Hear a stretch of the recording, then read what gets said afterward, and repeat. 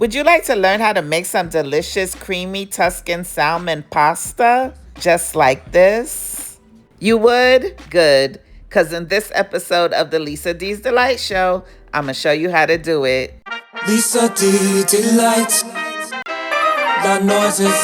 We're going to need some tomatoes for this Tuscan salmon pasta, but your exact ingredient list and measurements and such will be in the description box below. We're also going to need some Parmesan cheese. Fresh is best. Now on to the salmon. I'm going to squeeze a little lemon all over the salmon before going in with a little better than bouillon lobster base. It says lobster, but it's really good on all seafood and it's so flavorful. But you only need a little bit because it has plenty of sodium. So I use that in this recipe instead of my usual seasoned salt.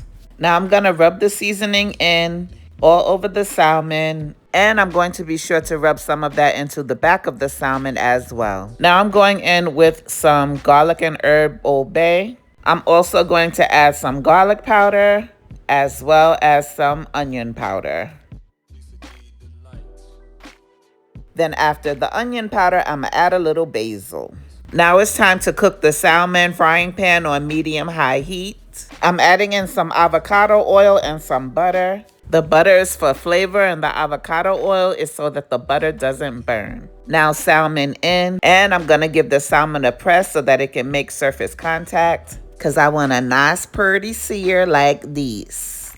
I'm only going to sear them for about 2 minutes per side because I don't want to fully cook them here. They're going to continue to cook later on in the recipe.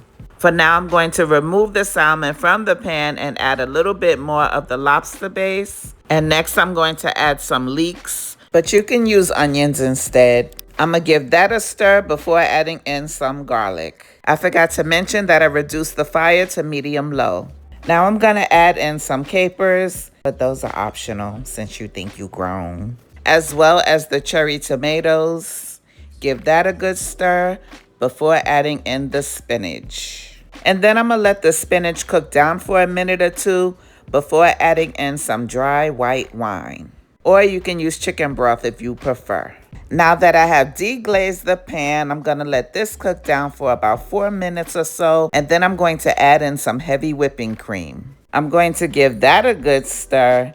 And then I'm going to season it up with a little bit of seasoned salt. But you want to be sure to taste it here and adjust the seasonings as necessary. Once you've gotten the seasoning all stirred up, then it's time to add in some Parmesan cheese. Now we're going to stir and let it simmer for about another 3 or 4 minutes.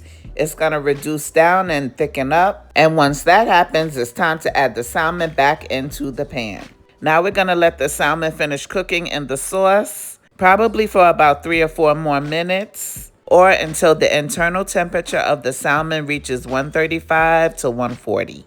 The only thing left to do now is to make some linguine pasta or whatever kind you like according to its package directions. And then after that, it's done. Lisa D Delight. Got noises in my stomach, so I guess I'm feeling hungry. I click that YouTube Lisa D so I can kill this rumbling. But when I'm in the kitchen, don't know what I'm doing, stumbling. This time I try to cook, I burn it all, it was so humbling.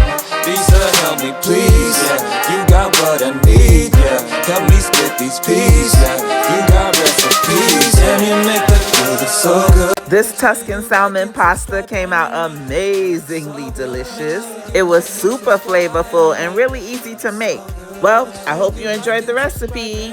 After all, I was just trying to help your palate. God bless you. Bye-bye.